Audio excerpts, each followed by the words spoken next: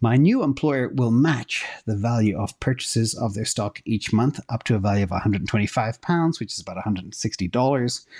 The purchases are taken from salary before tax, but need to be held a number of years before cashing in tax-free. Match shares can be lost if employees leave the company before maturity. Is this free money worth it, or would it be better putting my money into a faster crypto horse? Well, there's many, many different dimensions to this, and it all depends as well on how fast the current company is, and probably not. And the amount is not that significant. But let's talk about golden handcuffs for a second. And a real story with me. I was receiving tens of thousands of stock options every year, 4-year vesting schedule, and these stock options were worth way more than my salary. And that kept me in the same place for like 11 years.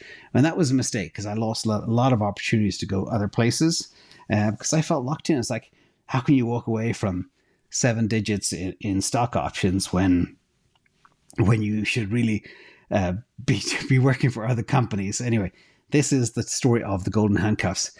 Now, it's very, very common, especially in the tech industry, to drive retention. Sometimes you mentioned the lockup schedules, typically 4 years vesting, etc. But after you take out kind of the conversion price, the strike price, you pay taxes, you take into account the 4-year vesting schedule, it's not as good or attractive as everything else that could be out there you could be missing on. And it's not a lot of money. So I would not bother. If you're there and you're planning to stay there for 3 years, maybe you can get a little bit, no harm in free money.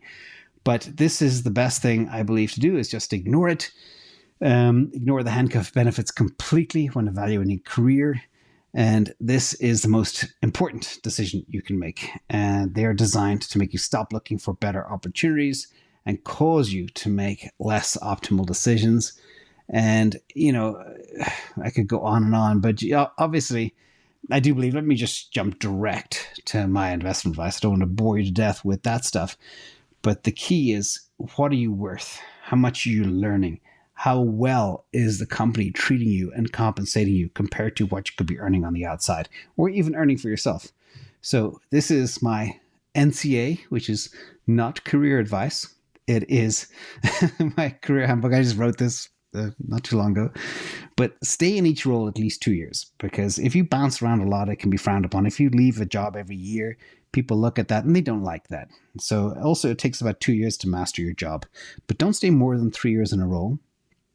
And make sure you've exhausted all your learning by then. And make sure as well that there is salary and compensation upside.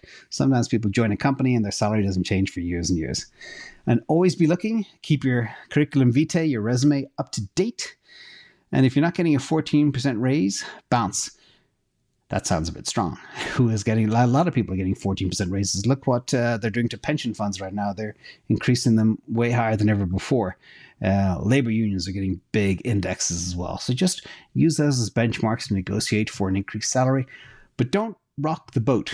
If your boss is not a good person and they don't have budget to increase salaries, you could put yourself in jeopardy asking for too much. So be careful of that as well. Make sure, first and foremost, if you need the job, you need the salary, make sure you keep it until you have your next stepping stone to jump to. So again, net, golden handcuffs, be careful. They are there for a reason, to lock you down. That's why they're called golden handcuffs.